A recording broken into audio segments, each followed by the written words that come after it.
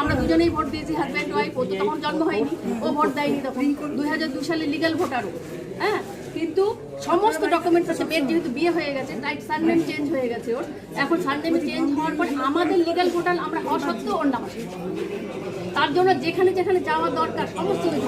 আপনি একটা কথা বললেন, 32 জন ভোট দেবেন না যদি না আপনার মেয়ে ভোট দিতে পারে। হ্যাঁ, কেন দেবো আমরা? আমরা 2002 সালে আমরা লিগাল, আমার শ্বশুর শাশুড়ির জেনুইন ভোটার তাদের নাম আছে।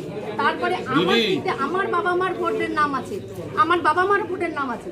তা সত্ত্বেও আমাদের আসেনি। আমরা ডিও অফিসে গেছি বারাসাত, আমরা এখানে প্রশাসনিক ভবনে গেছি, ফর্ম 6 ফিল আপ করেছি, সমস্ত কিছু করেছি। ফর্ম 6 এর অ্যাকনলেজমেন্টটাও দেবেন, যেটা অ্যাকনলেজমেন্ট আছে যেটা ফিল আপ করেছেন, এটা আমরা ওটা কথা বলছি প্রশাসনিক স্তরে। এরকম বহু মানুষের ক্ষেত্রে হয়েছে, সেটা আমরা যথাযথভাবে চেষ্টা করছি। আমরা নিজেরা এসে করে দেব, আমরা আপনি নিজেরা তো আমাদের চেনেন মুখ। সম্পাদি আসবেন, সম্পাদি আমরা এসে করে দেব। আজকের দিনে তো আপনাদের সবাইকে দেখতে পাই, আজকের যেই দিনে ভোটটা হয়ে যায় আমরা না দিদি ভাই, আমরা দেখুন আমরা আচ্ছা, আপনি আমাদের যে বলছেন আমাদেরকে কাজ করার সুযোগ আছে, আপনি তা বলছেন না, জানার প্রয়োজন নেই।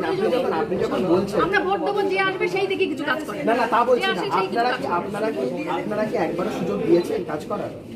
আপনার সুযোগ দেয়নি কে বলছে? আপনি তাকে ভোট দিয়ে আপনি কি জানেন? ওটা বলছেন না, মানে একটা ভোট তো আপনি আমার কথাটা বুঝতে পারছেন না।